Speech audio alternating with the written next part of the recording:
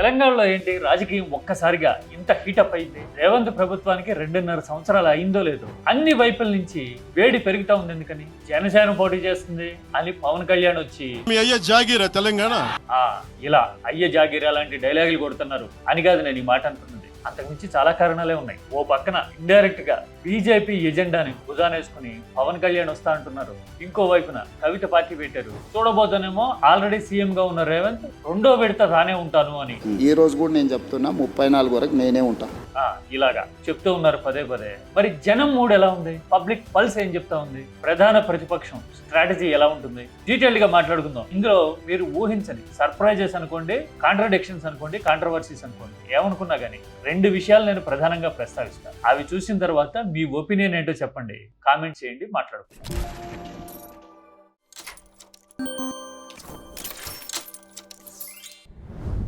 తెలంగాణలో రేవంత్ ప్రభుత్వానికి గట్టిగా 2.5 సంవత్సరాలు అయిందో లేదో రాజకీయ వేడి అమాంతం పెరిగిపోయింది కదా. జిహెచ్ఎంసీ ఎన్నికలు త్వరలో జరగబోతున్నాయి. పవన్ కళ్యాణ్ వ్యూహాత్మకంగా రంగంలోకి దిగి మీ అయ్య జాగీరా అని మాట్లాడుతూ ఉన్నారు. మీరెవరైనా నన్ను బెదిరించడానికి బెదిరించే వాళ్ళ మీ అయ్య జాగీరా తెలంగాణ. ఎస్, ఇలా అనడంలో ఆంతర్యం ఏంటి? అలా అంటే ఎవరైనా రెస్పాండ్ అయితే కాస్త బజ్ క్రియేట్ అవుతుంది. పబ్లిక్ తన వైపు చూస్తారు. జనసేన దిక్కు చూస్తే గనక కాస్త మైలేజ్ వస్తుందేమో అనే ఆరాటం అందులో ఉంది. అంతే, అంతకుమించి ఏముంటుంది? 12 ఏళ్లుగా ఎక్కడా మాట్లాడలా అని ఆయనే కదా అన్నారు. ఒక్క మాట మాట్లాడలా, కిక్కురు మనకుండా కూర్చున్న 12 సంవత్సరాలు. 12 ఏళ్లుగా మాట్లాడినప్పుడు సడన్ గా వచ్చారు అంటే ఏదో ఆలోచన ఉంది, ఏదో ఎజెండా ఉంది. ఏపీలో టీడీపీ కోసం పనిచేస్తున్నట్టు తెలంగాణలో బీజేపీ కోసం పనిచేయాలనుకుంటున్నారు అనే విషయం అర్థమైపోతుంది కదా. మరి బజ్ క్రియేట్ అవటం సాధ్యమేనా? తెలంగాణలో ఎక్కచ్చిగా మాట్లాడాలంటే ఈ పూటకి బీజేపీ పరిస్థితి ఎలా ఉంది? ఏమైనా కదలిక ఉందా? కనపడుతుందా? మొన్న మధ్యన ఎక్కడో కేటీఆర్ ఒక కామెంట్ చేశారు. ఆడుంది బీజేపీ ఏదో ఆ పార్లమెంట్ వచ్చినప్పుడు ఏదో గాడుపు ఆగమాగం గాడుపు తప్ప గాయగత్తర తప్ప కింద గ్రౌండ్ ఏం లేదు. ఉత్తదే ఇలాగా పార్లమెంట్ ఎన్నికల్లో కాస్తా కోస్తా కనపడుతుంది బీజేపీ, ఆ తర్వాత రాష్ట్రంలో గాయబైపోద్ది అన్నట్టుగా మాట్లాడారు కదా. మరి పబ్లిక్ ఒపీనియన్ ఏంటి? మీరైతే ఏమంటారు? ఆ మాటకి కౌంటర్ చేస్తారా? సమాధానం చెప్పగలుగుతారా? అంటే ఇవన్నీ చూస్తే పవన్ కళ్యాణ్ హడావిడంతా జిహెచ్ఎంసీ ఎన్నికలతో పాటు వచ్చే అసెంబ్లీ ఎన్నికల నాటికి మళ్ళీ పోటీ చేస్తాము అని చెప్పి బీజేపీకి కాస్తో కూస్తో హంగామా చేసే ఫ్యాక్టర్ గా ఉండాలి అని ఆరాట పడుతున్నారు అనే విషయం అర్థమవుతా ఉంది. మరి జనం ఎంత సీరియస్ గా తీసుకుంటారు అంటే రిలవెన్స్ ఎంతవరకు ఉంది పవన్ కళ్యాణ్కి అనే దాన్ని బట్టి డిసైడ్ అవుతుంది. రిలవెన్స్ అంటే ఏంటి? సబ్జెక్ట్ మాట్లాడతారా, లాజిక్ మాట్లాడగలుగుతారా, కన్సిస్టెంట్ గా గ్రౌండ్ లెవెల్లో పోరాటాన్ని నిర్మించగలుగుతారా అనే దాన్ని బట్టి తెలంగాణలో రాజకీయం డిసైడ్ అవుతుంది. మీరు కావాలంటే చూడండి, కేసీఆర్ గానీ కేటీఆర్ గానీ మాట్లాడితే ఆర్గ్యుమెంట్ ఎంత ఉంటుందో డేటా లాజిక్ అంతే బలంగా ఉంటాయి కదా. అందుకోసమే బీఆర్ఎస్ 10 ఏళ్ల పాటు తిరిగి లేకుండా డామినేట్ చేసింది. ఇప్పటికీ రిలవెంట్ గా ఉంది. జనం ఆ దిక్కు చూసే పరిస్థితి. ఎందుకు అంటే డేటా. మరి రేవంత్ రెడ్డి ఎలా ఎమర్జ్ అయ్యారు? ఎవరికి ఇష్టం ఉన్నా లేకపోయినా కానీ ఒప్పుకోవాల్సిన వాస్తవం కదా. ఫోకస్ అంతా తన వైపు వచ్చేలాగే చేసుకోగలిగారు. గ్రౌండ్ లెవెల్లో చలనం తీసుకురాగలిగారు. అంటే కొట్లాట. ఐదర్ ఈ రెండిట్లో ఏదో ఒకటి ఉండాలి. బీఆర్ఎస్ దగ్గర ఉన్నట్టు లాజిక్, ఉద్యమ నేపథ్యం, పోరాటం లాంటి చేసిన చరిత్ర ఉండాలా, లేదంటే గనక కొట్లాడుతున్నాము అనే ఇంప్రెషన్ తెచ్చుకోగలగాలి. మరి ఈ 2 మార్గాల్లో ఏదో ఒకటి ఎంచుకోగలరా పవన్ కళ్యాణ్? సాధ్యమేనా? పైగా ఎన్నికలు దగ్గర పడుతున్న కొద్దీ సపోజ్ బీఆర్ఎస్ వైపు ఉంది జనం మూడంతా అని అంటే గనక బీఆర్ఎస్ మీద గట్టిగా మాట్లాడడానికి కూడా ఉండకపోవచ్చు. ఎందుకని?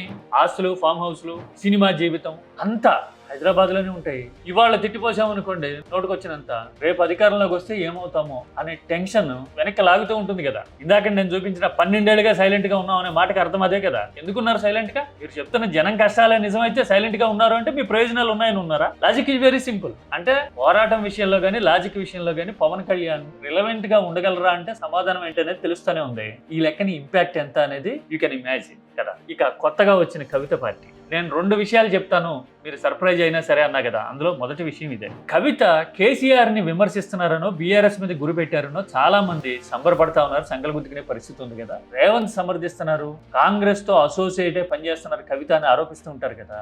But you mark my words, Kavitha ఖచ్చితంగా బీఆర్ఎస్ లో చేరడమో లేదంటే మళ్ళీ విలీనం లాంటిదా, లేకపోతే ఏ పేరైనా పెట్టుకోండి, కేసీఆర్ తో కలిసిపోవటం అనేది బహుశా ఇన్విటబుల్ అవ్వచ్చు. ఇది డేరింగ్ స్టేట్మెంట్ అయినా కానీ నేను ఖచ్చితంగా చెప్తాను. కారణం ఏంటి, ఎలా చెప్తారు? బీఆర్ఎస్ కి మైలేజీ వెయిటేజీ ఎన్నికలు దగ్గర పడుతున్న కొద్దీ పెరుగుతూ ఉండే సినారియో ఒక ఈక్వేషన్ అయితే, రెండోది కాంగ్రెస్ పల్స్ డ్రాప్ అవుతున్న కొద్దీ ఆ అడ్వాంటేజ్ నేరుగా ప్రధాన ప్రతిపక్షం బీఆర్ఎస్ కి యాడ్ అవుతూ ఉంటుంది. ఈ రెండు కవితని ఖచ్చితంగా ఆలోచనలో పడేస్తాయి. ఇప్పుడు కాకపోతే ఇంకో సంవత్సరానికైనా కావాలంటే లెక్కేసుకోండి. ఎందుకని కాంగ్రెస్ బలంగా ఉంటే కనుక బీఆర్ఎస్ ఓటు కవిత చీలిస్తే ఇద్దరికి విన్ విన్ సిచ్యువేషన్ అని లెక్కేసుకుంటే వేసుకోవచ్చు. కానీ అలా కాకుండా కాంగ్రెస్ పల్స్ డ్రాప్ అవుతూ ఉండి బీఆర్ఎస్ పరిగెడతా ఉందనుకోండి, ఏముంది ఎన్ని ఆరోపణలు చేసినా ఎంత విభేదాలు ఉన్నా కానీ తండ్రి కూతురు ఎంతైనా అన్నట్టుగా ఎమోషనల్ గా మళ్ళీ కలిసే అవకాశాలు ఖచ్చితంగా ఉండేందుకు ఎక్కువ స్కోప్ ఉంది. అందుకోసమే నేను ఒక సూచన కూడా చేస్తా, కవిత వైపు ఉండి బీఆర్ఎస్ మీదో కేసీఆర్ మీదో కేటీఆర్ మీదో విమర్శలు చేసే ముందు ఈ విషయం back end of the mind అంటారే అట్లాగా బుర్రలో పెట్టుకోవాలి. ఆ తర్వాత బీఆర్ఎస్ లో ఉన్న వాళ్ళు కూడా కవిత మీదకి ఒంటికాల మీద లేవాలి అనుకునే ముందు ఆమె మళ్ళీ పార్టీలోకి వచ్చి ప్రభావం చూపడం మొదలైతే గనక ఏమవుతామనే విషయాన్ని కూడా దృష్టిలో పెట్టుకోవాలి. ఇదైతే ప్రాక్టికల్. బహుశా నిన్న మొన్నటి వరకు డిఎంకేలో ఫార్ములా ఉండేది కదా, స్టాలిన్ రాష్ట్రంలో అధికారంలో ఉంటే సోదరి కనిమొళి ఢిల్లీలో ఉన్నారు కదా, ఆ మోడల్ ని ప్రాక్టికల్ గా డిరైవ్ చేసేందుకు బీఆర్ఎస్ ట్రై చేసేందుకు స్కోప్ ఉంది. అసెంబ్లీ ఎన్నికలు పార్లమెంట్ ఎన్నికలు వేరువేరుగా జరిగినాయి అనుకోండి, ఒకవేళ 28లో బీఆర్ఎస్ గిట్ట గెలిస్తే ఆ తర్వాత పార్లమెంట్ ఎన్నికల్లో అడ్వాంటేజ్ ఆటోమేటిక్ గా ఉంటుంది కదా. ఇది ఈక్వేషన్. అందుకోసం కవిత పార్టీ ఫైటింగ్ కంటే కూడా కవిత పార్టీ ఫ్యూచర్ విషయంలో నేనైతే ఇలాంటి ఆలోచనని ప్రొజెక్షన్ ని ప్రాక్టికాలిటీకి దగ్గరగా ఉంది అని అనుకుంటా. కాదంటే కారణం చెప్పండి, మాట్లాడదాం. ఇక కాంగ్రెస్ పరిస్థితి ఏంటి? వరుసగా 2 విడతల అధికారంలో ఉంటాను అని రేవంత్ చెప్తా ఉన్నారు కదా. ఈ రోజు కూడా నేను చెప్తున్నా 34 వరకు నేనే ఉంటా. 28 తర్వాత కూడా తానే సీఎం ని కాంగ్రెస్ గెలుస్తుంది అంటున్నారు. నేను ఇంతకు ముందు ఎక్కడో చెప్పా. అలా అనడం వెనక లాజిక్ ఏంటి అంటే, రీసెంట్ ఏపీ హిస్టరీలో ఏది ఉమ్మడి రాష్ట్రం నుంచి తీసుకుంటే ప్రతి పార్టీ 2 తడవలు అధికారంలో ఉంది. ముందు టీడీపీ, చంద్రబాబు 95లో ఎన్టీఆర్ నుంచి అధికారంలోకి వచ్చారు. ఆ తర్వాత 2004 వరకు ఉన్నారు కదా. కాంగ్రెస్ ని వైఎస్ఆర్ 2 సార్లు గెలిపించారు, 4, 9లో.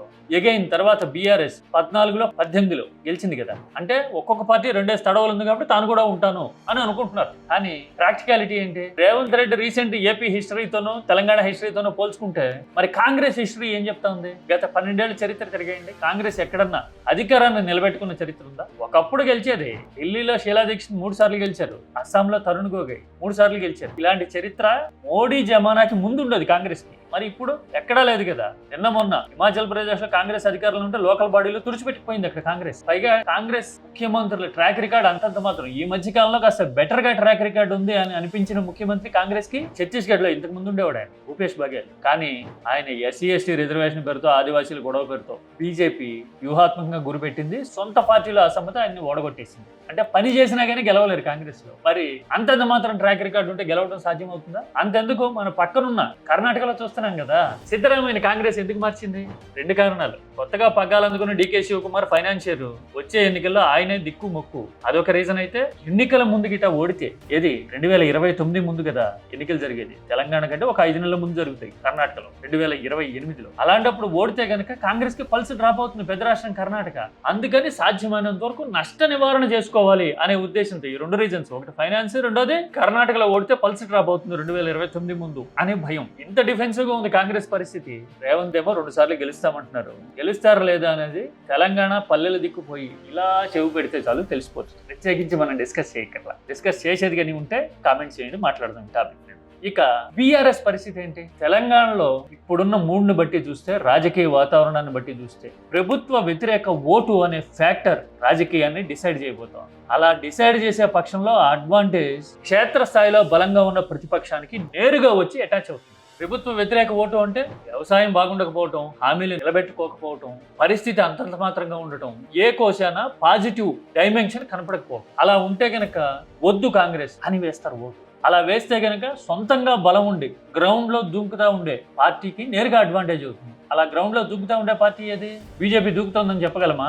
అంటే టీఆర్ఎస్ కి నేరుగా అడ్వాంటేజ్ వచ్చే సినారియో తెలంగాణలో ఇన్విటబుల్ గా కనబడుతోంది. 100% మళ్ళీ బీఆర్ఎస్ గవర్నమెంట్ వస్తుంది చేయలేవట్టుంది. ఒకసారి బీఆర్ఎస్ పోరాట పటిమ అనుకోండి, నాయకత్వం అనుకోండి, వ్యూహం అనుకోండి, ఎన్నికలకి ఏడాది ముందు, ఏడాదిన్నర ముందు గేరు మార్చడం లాంటివి ఏవైనా లెక్కేయండి, అవన్నీ యాడెడే. అసలు డిసైడింగ్ ఫ్యాక్టర్ వ్యతిరేక ఓటు అనేది కాబోతోంది తెలంగాణలో. ఈ మార్క్ మై వర్డ్స్. ఆ జిహెచ్ఎంసీ ఎన్నికల్లో ఇలా చేసి కొట్టేయాలని, ఎక్స్ అఫీషియో లాంటి మోడల్ తీసుకురావాలని ఏమైనా అనుకోవచ్చు. లోకల్ బాడీ ఎలక్షన్స్ లో అధికారంలో ఉన్నప్పుడు పట్టు బిగించేందుకు ట్రై చేయొచ్చు. దక్షిణాదిలో చాలా చోట్ల జరుగుతుంది అలా. కానీ అసెంబ్లీ ఎన్నికలు వచ్చేసరికి మాత్రం ఫ్యాక్టర్స్ అండ్ ఫైటింగ్ లైన్స్ వేరే ఉంటాయి కదా. ఈ లెక్కను చూస్తే బీఆర్ఎస్ అడ్వాంటేజ్ ని కాదనలే లేని పరిస్థితి ఇప్పటికే ఉందా, లేదంటే ఆల్రెడీ అలాంటి థాట్ ప్రాసెస్ స్టార్ట్ అవుతుందా అనేది మీకు కూడా అర్థమవుతుంది కదా. మరి ఇలాంటి పరిస్థితుల్లో ఈ ఈక్వేషన్స్ అన్నిటి మధ్య తెలంగాణలో రాజకీయ హడావిడి చేయాలి అని ఎవరైనా అనుకోవచ్చు, ఎన్ని అటెంప్ట్స్ అయినా చేయొచ్చు, సినిమాటిక్ ప్రకటనలో కవ్వింపులకి దిగొచ్చుగాక. కానీ జనం మూడు ఎలా ఉండొచ్చు, ఈక్వేషన్స్ ఏంటి అంటే ఈ రెండు.